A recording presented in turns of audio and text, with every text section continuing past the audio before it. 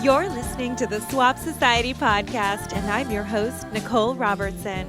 I interview thought leaders and change makers who are working to create a more sustainable and equitable world through fashion, art, and activism. Join us for a dose of climate optimism as we envision a brighter future. Hey everyone, welcome to the Swap Society podcast. Today I'm talking with the founder of Composed Co., Stephanie Gisondi-Little. Stephanie is a fashion therapist, personal stylist, and closet organizer who has been featured in InStyle, Marie Claire, Women's Health, and The Hollywood Reporter. Hi, Stephanie. Thank you so much for being on the show. Hello, Nicole. It is my absolute pleasure. Thanks for having me. So where are you talking to us from today, and where are you from originally? I am talking to you from the Koreatown area of Los Angeles, where I have lived for 20 years. Wow. And originally, I am from Connecticut, actually, pretty much about an hour outside of New York. So I went from one, I knew I wanted to be near a city. And so here I am. Do you think that your style has changed a lot since you've come to LA from the East Coast? Well, it's funny. If I was dressing, following all today's trends, I would be dressing exactly the same as when I got here, like in the 90s, Thankfully, I have, jettisoned the 3-inch rise denim and things like that. But yeah, it's evolved, surely. There's no question, partly because my body has changed and my taste has changed and my budget has changed, but I will say there's probably I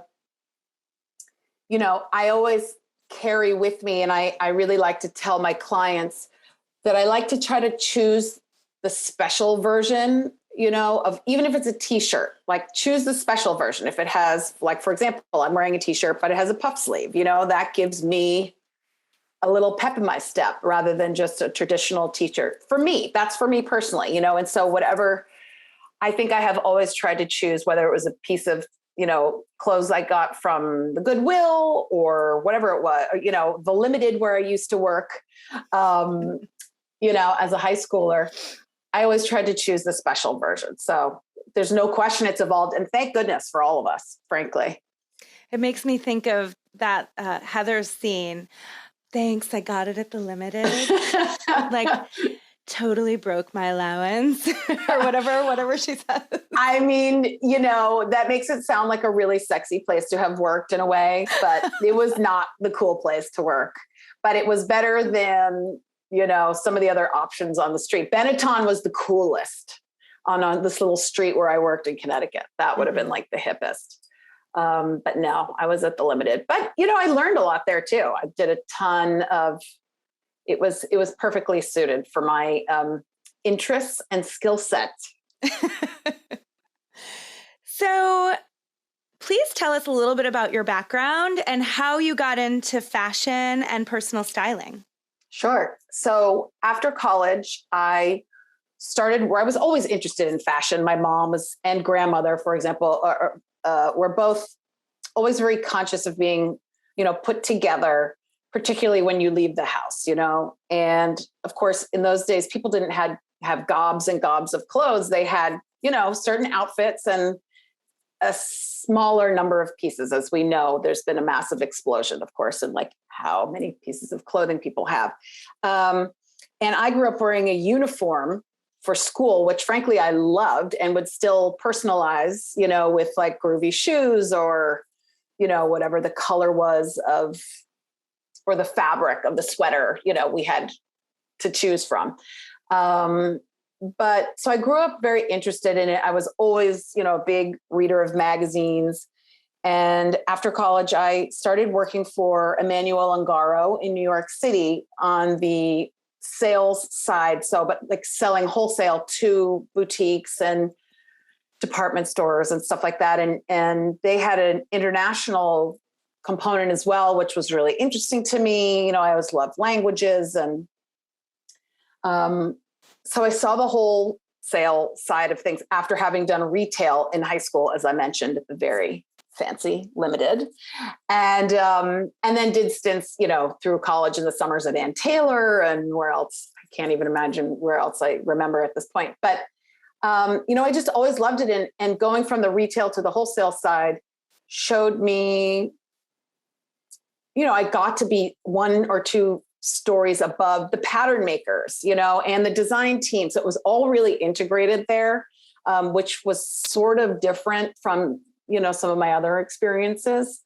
And so I just found it all really fascinating. It was great to meet like these old Italian guys in New York that were pattern makers for, 50 years. And just to see the design team and then have them come up with ideas. The whole process was fascinating. You see how many tons of steps go from idea to, okay, we'll make this pattern. How does it actually hang on our fit model? Okay, then we try to sell it. What are the buyers responding to? You see what comes off like a line sheet, as we call it, with all the different styles that are being offered by the designers and what kind of makes it through. And then you end up with, in the old days, sample sales were actual samples that were not made into production. And so companies would sell those. Now there's really a misnomer when people say, oh, it's a sample sale. It's not a sample sale. They're selling overproduction, and I like to see that some companies are getting better at that by cutting to order. They still may have overages and things like that, but not like they used to, or some do to the extreme, which I'm sure all kinds of things about. So then I worked for a company called Nicole Miller, doing corporate sales. And I was, expanding the line from New York. I moved to Los Angeles for 1 year, and that was like in 1997, and I never went back. So that's how I ended up here for the long haul. And the business here was still, versus New York City, the fashion industry here was still totally nascent in a way. And so I used to drive a 21-foot diesel truck with a showroom in the back up and down the Western Seaboard. I can parallel park it on a hill in San Francisco. What? Yeah, it was a thing, and I decided, but what I realized is that I enjoy interacting with people, but I didn't really want to be a salesperson. I just felt kind of gross pushing things on buyers that knew their customer better than I did, in this constant effort to just like sell more. So I backed away from that and then did a whole stint in entertainment for about 10 years. I worked at Warner Brothers doing feature film development, which frankly, in retrospect, wasn't so different from the kind of, experience I had in fashion. It's very much this conversation between the business side and the creative side, and like, how can we make this movie? Now it's a screenplay instead of like, how we had this shirt, but people say it's too baggy. So, okay, we'll cut it back and we'll do this. And okay, what if we take up the hem 6 inches? These are the kinds of nips and tucks you're doing in screenplays too. And then I decided to have kids. And so I left that business and realized that, frankly, I've been styling people since I was a kid and cleaning their rooms because I couldn't sit down in a messy room because I'm that person. Made me really good at retail too. I can get those hangers 1 inch apart just by blind, You do that's not want to see my closet. It is. Oh, I do though. That makes it so great for me. That's like that's my dream. I mean, I do this for a reason because I love it. So, and then I just formalized it, 6 years ago or so. I just really decided like, this is a skill. It's for me, it's very easy and makes so much sense. And I can have sort of my, like a beautiful mind moment where I'm like, oh yeah, this can go with this and that could go with this. And, and I understand that that's not necessarily a skill set that people either have or have time for, or can prioritize. And so it's a really fun puzzle for me to sort out, working with people and I do always prioritize working with what they own first and foremost, because as you again well know, most of us own far more than we actually wear. And I'm really interested from a social psychology perspective in the, minimizing decision fatigue and all those kinds of things that if you have a stuffed closet, I dare say, it wears you down a little bit. it first thing in the day. Who wants to go through that? If you know, by the way, if your closet is stuffed with things that everything fits you and you love, like go on with your bad self. Like I'm into it. If it's full of things, half of them don't fit or give you bad memories, or you're like, ugh, I overspent on that, or, oh my God, those aren't good things. And those are all like little micro cuts on a person's psyche every day.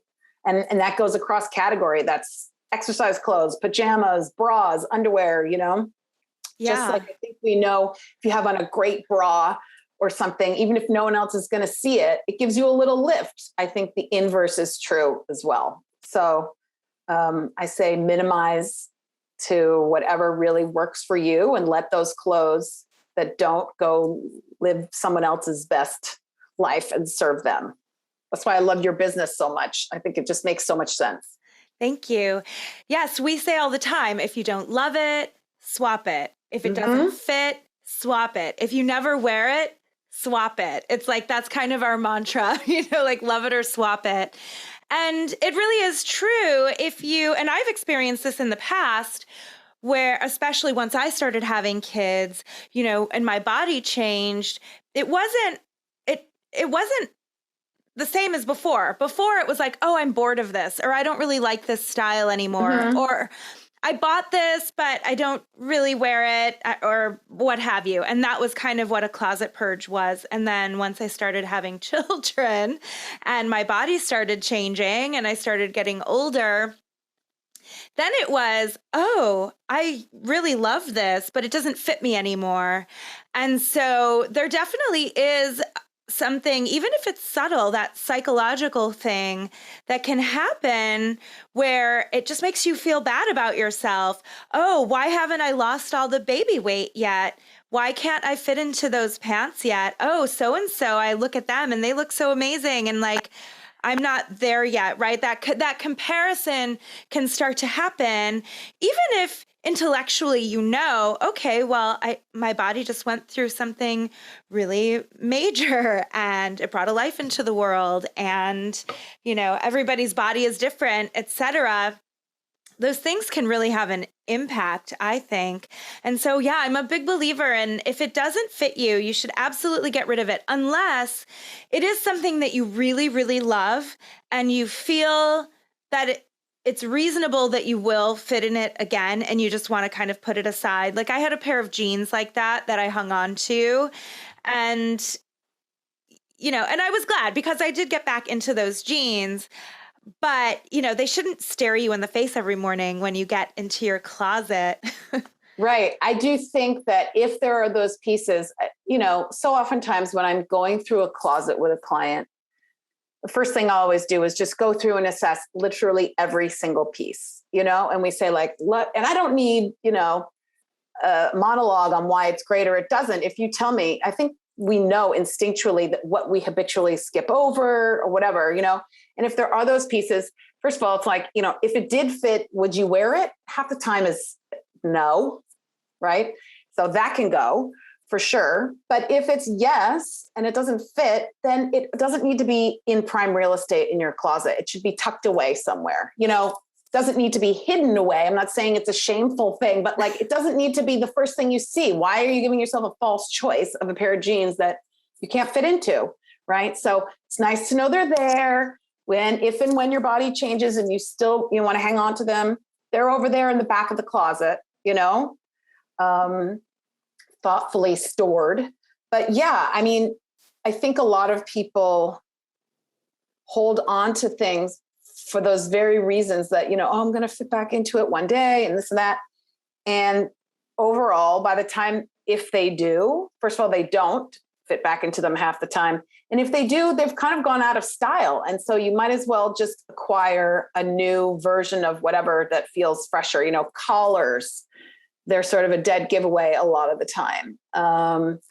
And suits, these are the kinds of things that I feel like if it doesn't fit you now, I know somebody could use that suit for pennies on the dollar, rather than have it just sit there.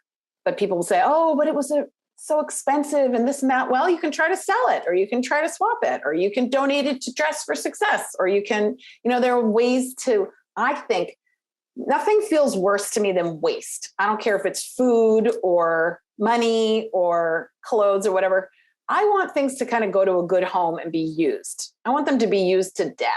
And if you're not using them, like, I don't know, I feel buoyed by knowing that somebody else is appreciating and getting joy from something, particularly if I have, like, what if I worked at a place where I had to wear a suit and I hated that job, you know?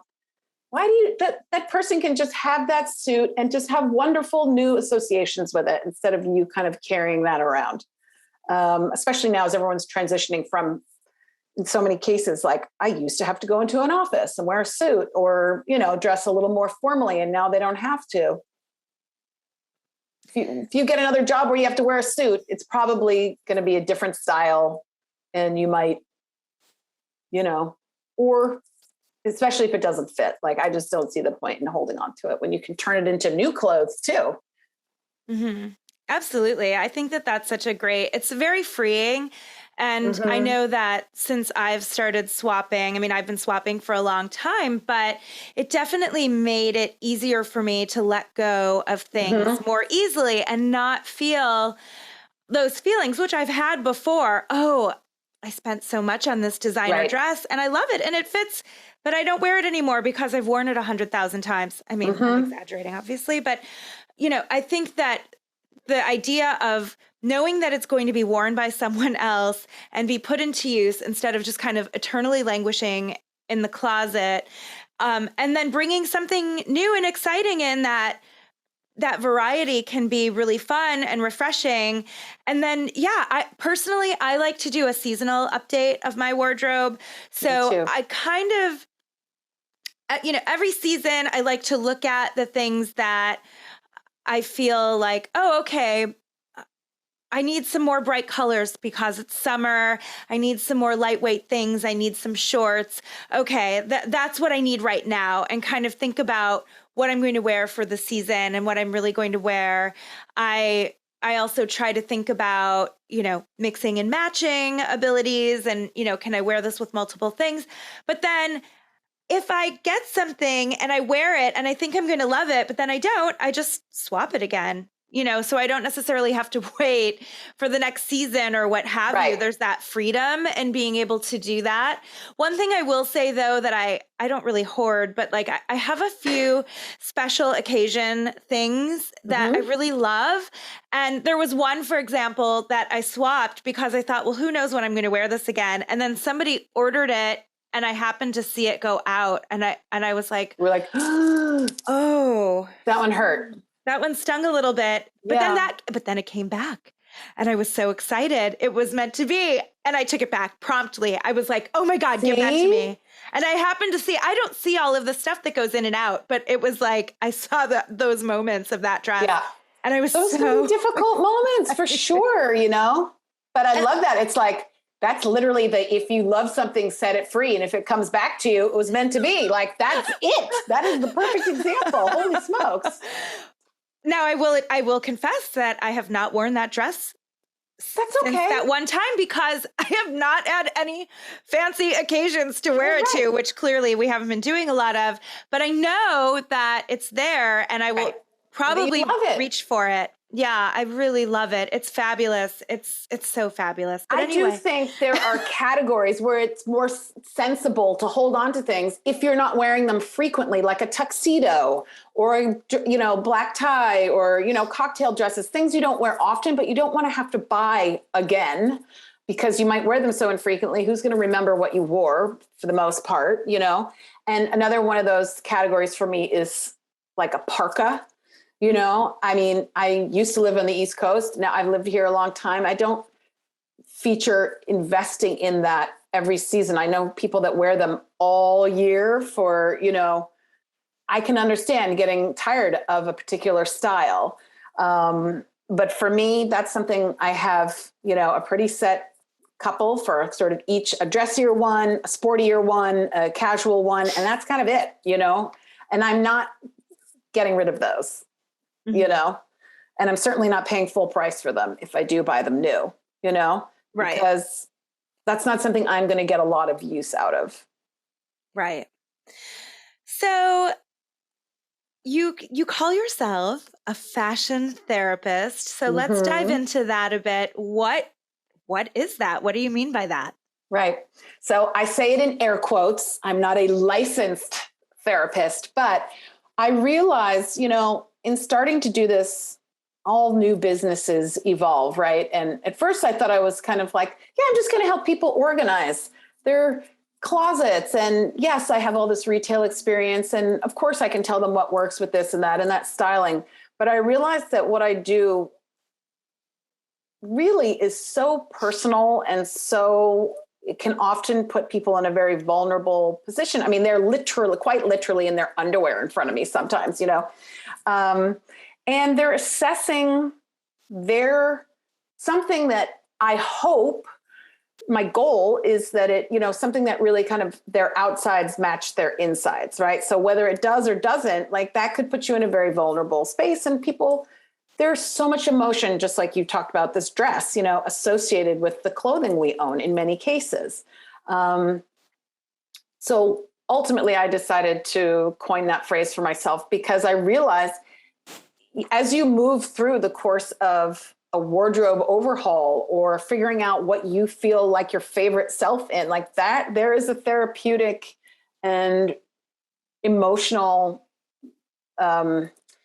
aspect to that is really, I think, undervalued. And I'm not saying that every day when people get dressed, they should go into some deep recess and blah, blah, blah. But if you go through and do your wardrobe in a big bang like this, right, in a fell swoop, and then that everything in your closet speaks to you or serves you in some meaningful way, or even better, feels great on you, then you're really maximizing the emotional component of what clothing can do, how creative it can be, how much of your personality it can show, how different sides of your different facets of your personality can be accentuated day to day, even in the morning versus the evening. You can go day to night and have a very different vibe. And I think we all know that. And I just really love people. You can tell I'm gregarious. I am a people person, and I just love sort of demystifying fashion for people whenever possible, because I know that I have lived that sort of pretty woman experience where you walk into a boutique and they kind of vibe you out because you don't appear fabulous enough or something. It's like, you work here, okay? I'm the potential customer. And why are you not like, I can't stand that. Fashion is fun, should be fun. And for some people, they hate it. And so let's just make it easy for them, right? You don't have to love fashion, but you kind of do have to get dressed. So I really want to smooth that whole process for everyone, whether they're fashionistas or they despise it or they have no time, however you approach it. For me, it's always fun to readjust to whatever the client's agenda is and approach and taste and budget and all that stuff. That's what makes it so interesting for me, because I only have 3 people that I live with and I can't keep doing their closets over and over. They won't let me. Well, and it's, you mentioned kind of that snooty shop person thing. And that's really a thing. It makes so many people feel uncomfortable. But I think that at its core, fashion is often about that, right? That exclusionary thing. It's prohibitively expensive sometimes. I mean, many times. Right. You're right. It's exclusivity. It's like, oh, you're not cool enough for this, or you're not the right demographic that we want. So we're going to give you attitude instead of this inclusive, this is for everyone, or maybe it isn't, but walk on in and check it out and see if this is for you. And you don't know. You never know. And I think that I've even had some people, that I've talked to about Swap Society say, oh, well, my stuff isn't good enough for that. I hear it all the time. Oh, I only have stuff from Target. It's like, you think I don't have some stuff from Target? We all do, probably, Yeah. Well, and that's why we take all brands, and we're not curating in the sense that I mean, we check for condition, Right. right? But we're not saying, oh, this isn't Labels. the right style or Right. brand or. I love that. And it's interesting because, yeah, I mean, I do think that, we all wear clothes. We all have to get dressed. And so why I don't like that either, I guess is what I'm saying. I've never liked that. Even secondhand places sometimes are that way, where, they'll look at your things and they'll give you so much attitude. They'll hardly take any of your items, even if you know that there are some great things in there. And I always have this idea, and I tell this to my team as well, because sometimes they'll hold something up and they'll be like, this is so ugly. And I'll say, okay, well, you may not like it. I may not like it, but someone designed it, manufactured it, sold it, and someone bought it, so clearly no one person is the gatekeeper of what. Nor should they be. Stylish, right? Yeah. And so if it's in good condition, we take it all, we welcome everyone, and so I don't know if that completely comes across, but that's our vibe. And that's like what we're trying to get out there. Yeah, I wholly get that. And I wholly respect that. I think it's also, if we're talking about style, to me, style is not, I own everything from Fendi. That's not style. That's shopping. You know what I mean? Style to me is the ability to mix a piece from a Goodwill with a pair of secondhand shoes from, whatever, I mean, John Fluvog's, and then I'm giving you my 90s vibe here right now, but whatever it is, I buy jeans from the Gap, and because they fit me best. And I kind of hate to spend, $250 on a pair of jeans that are super trendy or whatever. So everybody's got I love the high-low mix.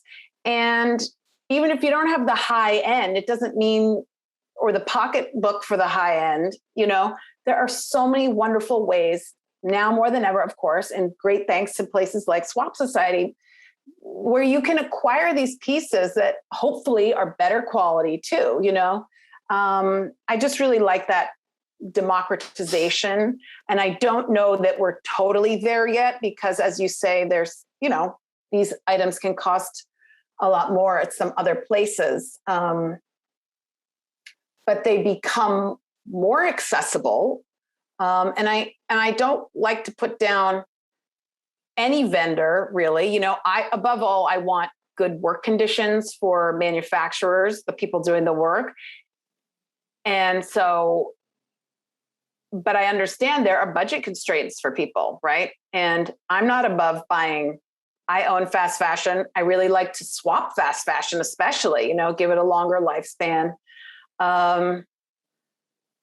One other thing I wanted to say too, is that I think when you swap, I know I personally, and I've seen it because I've done a lot of swaps just in my house, with friends or whatever, people are willing to take way more risks when they're not paying with money. It's like, okay, I'll try this. If I don't love it, I'll just swap it again. It's like no harm, no foul. Why not try it? Whereas of course, when you're buying something new, you're that much more reticent. And I love for people to just try something, if you're interested in it, give it a shot. Who cares if it flops? This is not, surgery. We can make choices that are not, straight ahead and survive and have fun. And you might learn something about yourself. Like, I thought this silhouette I would like the silhouette on me, I don't, but I really like this brand's quality. So now maybe I'll look for other pieces that they make. There are just so many good takeaways you can get. So yeah, I can't even remember what the question was now, right. but blah, blah, blah. Well, but and to that point, it's like you're getting dressed. You're probably not on a red carpet. Even if you're photographed on a social media page, or even if you are on a red carpet, that's a celebrity doesn't look back at some of the outfits that they've worn over the years and shudder and think, oh my God, why did I wear that? It's a whole thing on Andy Cohen's show. He is like Versace or whatever, hibachi, right? And they say, if they like it, they say, it's Versace. And if they don't like it, they put it on a hibachi, which of course I do not support. They're not really putting it, they're putting it on a pretend hibachi. But yeah, we all look back. I mean, that is life, to look back and cringe in an outfit or two. Where would we be without such things as that, I think it's interesting too. I think that for me personally, I tend to often veer towards kind of more classic things, but still with experimentation, right? So there's this kind of mix and match where I look at some old photos and I think, oh, yeah, I would still wear that. And then there are other ones where it's like, oh my God, that is unbelievable. I cannot believe I wore that. Like some vinyl mini skirts in the 90s. Can we just talk about that? Sticky legs, uncomfortable. I mean, bodysuits. For me, it would have to be an advanced technology fabric at this point to, sort of wipe away the bad memories of the past. But yeah, this is all, it would be unnatural not to evolve as a person, and therefore your style evolves, as much as I think classic pieces, not as much as, period, scratch that. Classic pieces, you definitely can get a lot more wear. But I have to say, I went through a phase that was maybe a little more classic. And I look back at it after a while and was like, I don't feel like that anymore. Maybe if I'm wearing a blazer, I still wanted to have a sharper shoulder. I wanted to have a little more edge, a little more personality. Those baby years were not easy on the fashion mentality for me. It was like, oh, I just want to get through the day, and I don't want kids to ruin something that I really love. So I'm just going to wear, leggings and a t-shirt and whatever. And I really had to pull myself back and say, girl, even if it's jeans and a t-shirt, make it the interesting version, get a wash that you like in the denim that feels more like you right now, or not just a t-shirt that can be thrown up on, get one that if it gets thrown up on, it won't show as much, I don't know. You got to live life. I feel like I couldn't put fashion aside anymore for the fact that I was getting spat up on and rolling around in, playgrounds and things like that. I'm not going to wear a silk blouse to the playground. It's not going to happen. But I feel like there is a half measure between those two extremes. And I think that can be the hardest step to take when you're sort of clawing your way back to sort of check in with yourself when you hit a new stage, because it happens, whether it's because you changed a job or you had a kid or whatever, you move to a new environment, they're just, I can't imagine not looking back and sort of cooing and groaning over certain looks and styles. I mean, they're just classic. There's so many great 80s looks and 90s looks. And by great, I mean awful. I love them. I remember when I was in the 80s and my mom, she had a pair of bell bottoms and we were supposed to dress up. She had this velvet blazer and these bell-bottom jeans. And I was like, oh, can I borrow those? She was like, yes, I am literally never, ever, ever, ever going to wear those again as long as I live. I couldn't understand what she meant. And then crop tops came back. And I was like, never, ever, ever, ever, ever. I better be on a bike, wearing a sports bra. That's as close as I'm getting to a crop top, But there just comes a time when these certain pieces become like, oh, that's not for me anymore. And I'm not saying another 50-year-old woman shouldn't wear it, but for this 50-year-old woman, I'm not gonna, doesn't feel like me. Sure. Yeah. I mean, I have zero interest in wearing low-rise pants and crop tops. Zero. No. Not interested. I don't Can't care. Go back there either. I don't care if it's trendy. And that's the thing too, personal style is so different than kind of fashion or following trends. You can incorporate some trends into your wardrobe, but you certainly don't have to do them all. And I think part of it as well, especially, it's like, okay, we were, functioning adults in the 90s, right? So It's debatable, but yes. Okay. Legally. Semi-functioning. And so we did that already. And to be honest with you, my style back then wasn't really that Y2K. The things that have come back weren't really even my style back then, the let whole alone now. rave culture, all that stuff. It wasn't really me. I did have the baby bangs. Who knows? Maybe I'll bring those back again. But, I mean, I think that's one of the great things about getting older. If you're interested in fashion, or again, if you're not interested in fashion and you feel like, oh God, I don't know how to dress, so I should just follow these trends. When you get older, you realize, and I really try to impart this to clients, just because something is a trend doesn't mean you have to wear it. Whether it could still be, quote, flattering on you, other people might like it on you, but if you don't like it, you shouldn't wear it. You should wear what feels good to you. And I mean that on all levels, physically, like the fabric, the cut. Can you move in it? Can you breathe in it? Can you be focused on something? Then is the strap riding down, or do I have to hike this up? Or, Mm-hmm. I want clothes to support people going out, because I think clothes are so much fun. I get such joy from them, but it's not the most important thing anyone's going to do in their day, I don't think, and I really want what they wear to be additive rather than distracting, from either what they have to say, whether you're, presenting for work, a pitch or something, or meeting someone for the first time, it is important what you choose to wear on some level, because it does make an impression whether we want things to or not.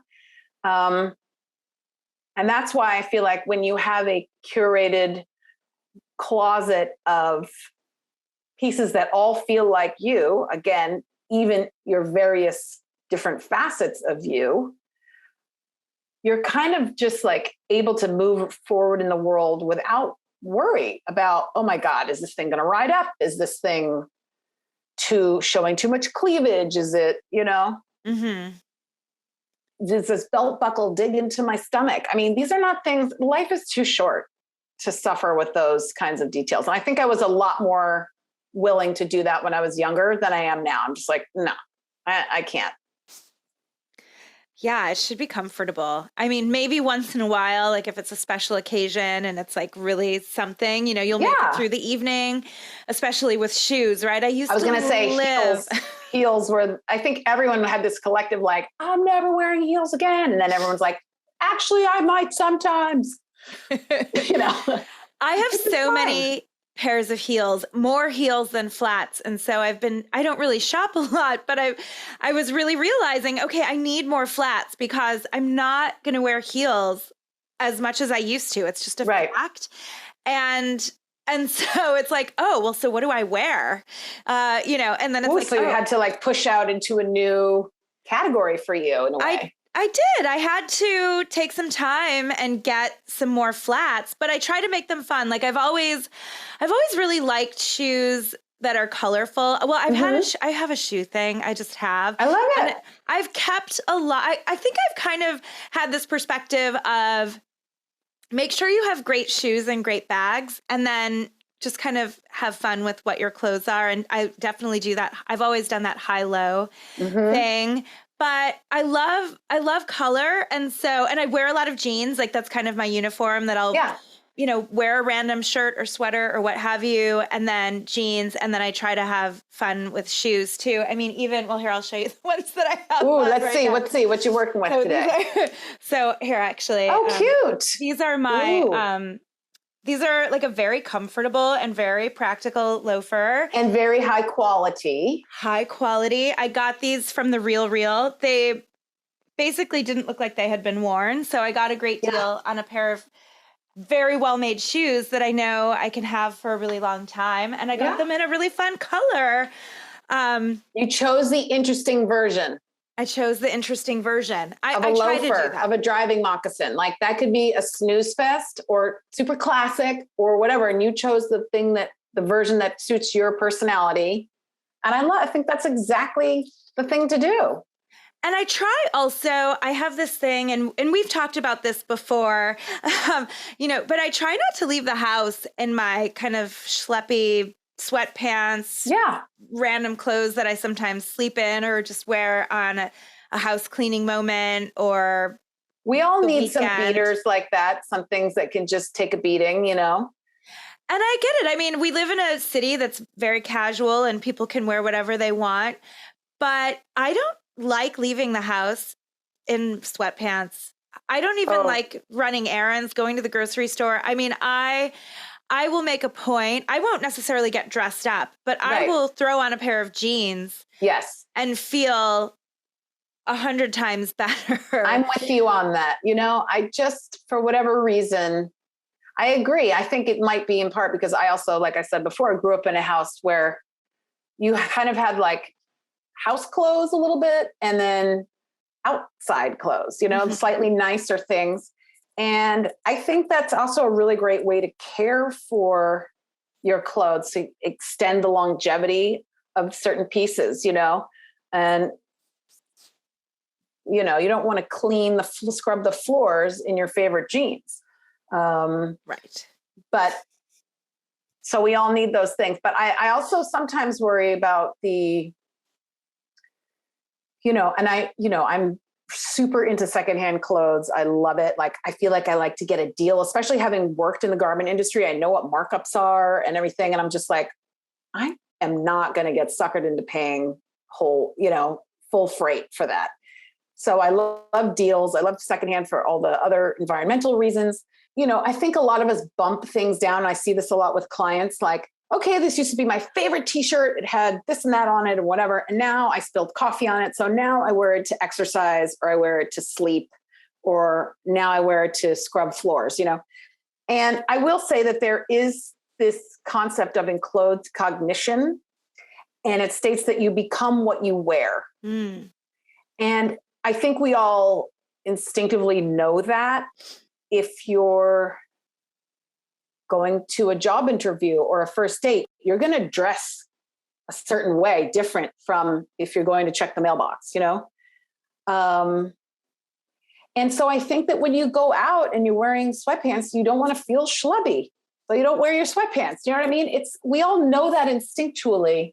And sometimes I think when we are bumping things down, it affects the way you work out if you're in a t-shirt with a giant coffee stain on it, you know, because or it has armpit stains from deodorant or whatever. Like, I do think you don't need a lot of things, but each category should have things that still feel good. That's underwear, that's, workout clothes, and errand running, farmer's market running, clothes. All categories should really have, ideally, I want good quality, fewer pieces, and things that you love and really fit well for everybody.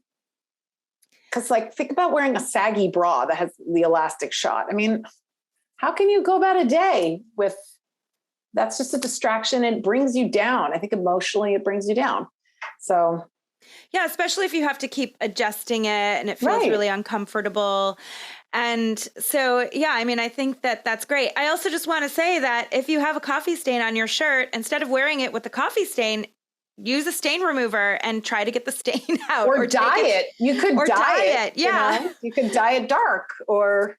A lot of armpit stains are treatable. Like, I think we've lost this mentality in general about just taking better care of our stuff. It's like, oh, it has a stain. Oh, it tore the seam. Oh, the button fell off, and then it's gone. Yeah. It's like, now it's garbage. It's like, well, what if we try a little harder to keep things in good shape?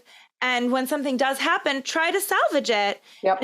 And it's a return to that mindset, because in the old days, people did that. You know, you darn socks. Now people get a hole and they're out, you know? I have to say, though, I'm very sensitive to bumps and things in a sock, and I don't think I could wear a darn sock.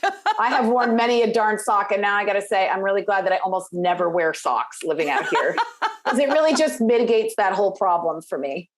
But I will darn a child's sock. So how would you describe your style now, and how has it evolved, over time?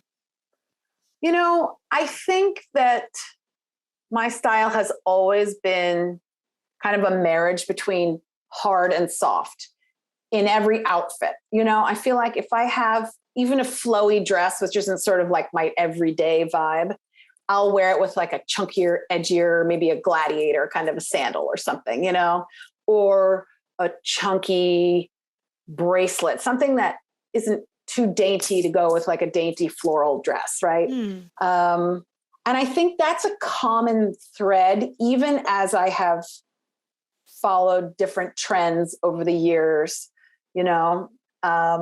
I think that that's sort of always my constant when I think about how to define my style, because I really love to be a little bit of a chameleon with my clothes. It's something that I enjoy putting on, not personas per se, but again, I think it's matching my outsides to my insides, and we all have different facets to our personalities. So, I think I want to hope I've become a little more sophisticated. I like to think that I'm not dressing juvenile, although one could argue that my massive collection of puff sleeve t-shirts might read as juvenile to some, but hey, it's in black. So, I feel like that's a nice half measure. There's my hard and soft little edge in that, Do you think that maybe in your family or just kind of like your community that there was definitely this kind of division of like, oh, you only dress a certain way after a certain age? And Oh God, yes. I mean, New England is pretty restrictive in that way. There is literally no white after Labor Day. And I think societally we've seen a shift, but growing up I grew up in the Preppy Handbook, like the ground zero for the Preppy Handbook, and wore a uniform, with a plaid skirt and the whole deal. Women shouldn't show their arms over a certain age. Those were not really rules that my mother or grandmother or anybody said to me per se, but I think I absorbed it societally. It's a very different environment. But then being so close to New York City, you would see a very different, you would see women with more cleavage showing or, so it's just, I think and even looking in the magazines that I talked about, I would just pore over a September issue for, hours, just studying, not realize I was studying, but just like sucking it all in, and just seeing like, well, everybody here is dressing like the Preppy Handbook, but these ladies are not, these ladies are sharper edges like Gautier and, just really interesting juxtapositions that I knew there were options out there, but I think it really instilled in me a sort of when in Rome kind of vibe, which I sort of ascribe to still.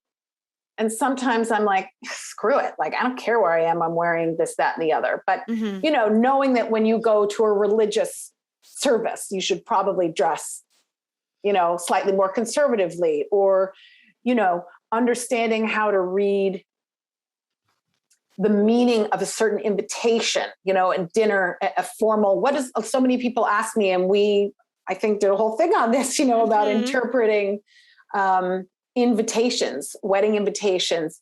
Like, what does a backyard invitation, wedding invitation at 3 p.m., how does that inform what your choice about what to wear versus a 7 p.m., at a hotel kind of a wedding, or a church wedding. I mean, they're just things that you can really glean that I don't feel. It's funny. I don't know that a lot of people get know that as much as I thought it was sort of like, of course, this, because I think I grew up in a place where there were a lot of rules, societal rules. Yeah. So for anyone who's listening and they want to check it out, I think the blog article that you wrote or were featured in is Decoding Wedding Dress Codes. Yes. And it really kind of breaks down, white tie versus black tie versus formal versus semi-formal versus casual or dressy casual or tropical or I know. whatever. I mean, it's like all of these things. Wedding, yeah. What does that all mean? And one thing that I remember from that, though, that I think is a good rule of thumb is when in doubt, go a little dressier than you think you might need to be. It's better to be a little overdressed. I think you said it just shows respect to your hosts, right? That you're... Look at you with the recall. Wow. I wrote it and I can't even remember. Oh my God. I'm blaming perimenopause for that. But I would always err on that for all things, but especially special occasions like that. I always would rather wear, when in doubt, go slightly dressier than... to me, there's nothing worse than feeling underdressed because it does feel like showing a lack of respect. Mm-hmm. Even if you don't intend for it to, I feel like it can demonstrate that even if you don't want it to. Yeah. So what is your favorite piece in your closet and why? Ooh. Well, I'm a big accessories junkie.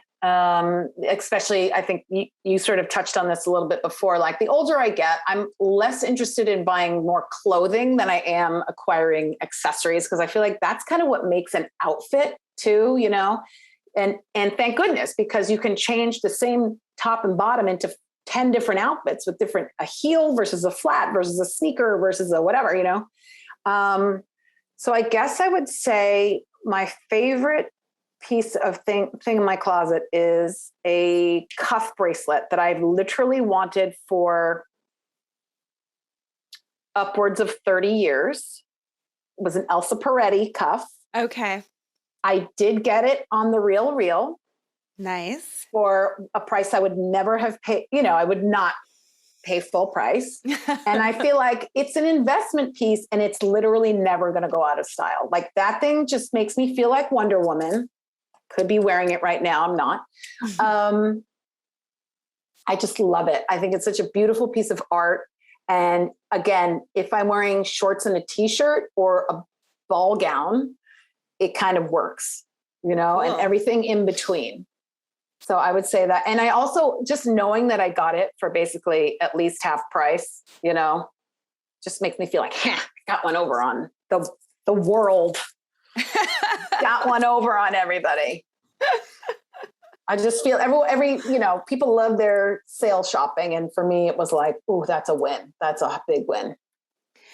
So do you have any tips for people who struggle with figuring out what their personal style is? What would you say to people that they could do to kind of figure that out? 100%. I would say go through your closet and, pick out the pieces that you choose the most, right? Pull them out because we all have those things we also skip over habitually. Pull out the things that you wear the most and ask yourself why. Is it the fabric? Is it the color? Is it the pattern? Is it the silhouette? Is it the quality, And really try to isolate some of those key reasons, and then I would say, like, what are the common threads? No pun intended. What are the common threads between those things? For me, it would be like, oh, I'm pulling out 6 shirts with puff sleeves. Okay. So I like a statement sleeve of some kind, right? It could be a mutton sleeve. It could be a puff. It could be whatever. And then I would just really try to see, like, why am I pulling that versus the other things? Maybe you have a plain t-shirt versus a t-shirt with a puff sleeve, for example. And you just say, you know what? Because I guess I just want the comfort of a t-shirt, but I want it to look a little bumped up from a regular t-shirt. You have to be a little bit of a detective for yourself. But really, for me, the simplest thing is to identify the pieces that feel like your favorite you and like you right now, not your you 10 years ago. Maybe you still love a dress, doesn't fit anymore, and you're making, 1,000-yard stare eyes at it all the time. Like, we used to have a great time together, for the you right now. And I want people not to feel like their best self, but their favorite self, in everything they wear. whether that's your exercise clothes or you're going to the market or what have you. So I think if you can identify the characteristics of the clothes you habitually pull and notice, do I keep buying the same thing over and over? Is that because I'm sort of blindly buying or shopping, because I'm shopping for sport? Or is it because I really love navy blue and I want to wear a monochrome navy blue outfits every day? It could be both. It really could. So I think if you can make a list of sort of what are those little details that speak to you, then that can help to define your sense of style. And I don't think you need to have a pithy description of your style to kind of know what you like. Mm-hmm. And I think that's very informative as you move into acquiring new pieces and getting rid of older pieces. It's like, I love this shape, but this polyester makes me sweat. So bye-bye. Like, mm-hmm. I'm not going to wear that. Right. Yeah, no, that's great. I love it. And what's inspiring you right now? Ooh, I'm a big reader. I love the Libby app. And I say reader these days now somewhat loosely because I listen to so many audiobooks. It's the library, but free audiobooks. So you don't have to pay for them. It's amazing. All you have to do is get a library card, and it's good for the whole country. So wherever you are, even if you don't have a library card, you can get one. So books, I'm always into reading. I did just visit Lotus Land in Santa Barbara for the first time. If you've not heard of it, there was this woman named Donna Walska who was born in the late 1800s, I believe. And she had an incredible life. And she created this insane garden around her home. And it is so over the top and so fabulous. It's worth checking out. You need to make a reservation. And just like the wackiness and it's sort of like she is the Iris apfel of plants, Wow. Is it kid friendly? Totally. Oh, cool. Absolutely. Okay. We're going. Absolutely. You can be a member. You can just go for a day. They're very eco-conscious, It's run primarily by volunteers. It's so wonderful. You won't believe what this woman amassed. In fact, she created it. It started off as a nursery like 50 years before. And then she just kept adding to it and adding to it and adding to it. It's just this incredible place. I mean, she's got like giant clamshells and it's just a little wacky and over the top. It's fabulous. Oh, I can't wait. I haven't been. I can't wait to see it. Lotus Land. And she has a book, an autobiography, which I started reading. And so far it's quite juicy. She lived quite the life. I mean, She started as like anyway, I'll leave the details to the book, but I recommend it. I like women who, I just love reading about women. I love female authors, and I really made a cognizant shift to read, authors of color and women in the last 5 years, and I have not looked back. And that really inspires me all the time. Love it. And, the world, I mean, there's just so much going on that's really stressful and topsy-turvy feeling. And, what's making you feel optimistic right now? I sometimes have to say that I have given up some hope on some adults in this world, changing minds and hearts of adults. But when I listen to my kids kind of speak up for their moral compasses, make me really proud. And I feel like they are, I don't want to say woke, but woke in a way that I certainly was not at their same ages. And that gives me a lot of hope for the future. That makes me feel better that sort of the next generation that's coming in large part has a much more open and empathetic mindset and sense of personal responsibility and a broader viewpoint than just me, just me, myself, and what's important to me and what do I want to put on other people, just empathy. How old are your kids now? 15 and 12. It's crazy. it drags like 0 to 14 is about 47,000 years. And then 14 to now I'm like, oh my gosh, now we're in hyperdrive. We just went into full hyperdrive with Han Solo or whatever, it's bizarre how time is elastic in that regard. So.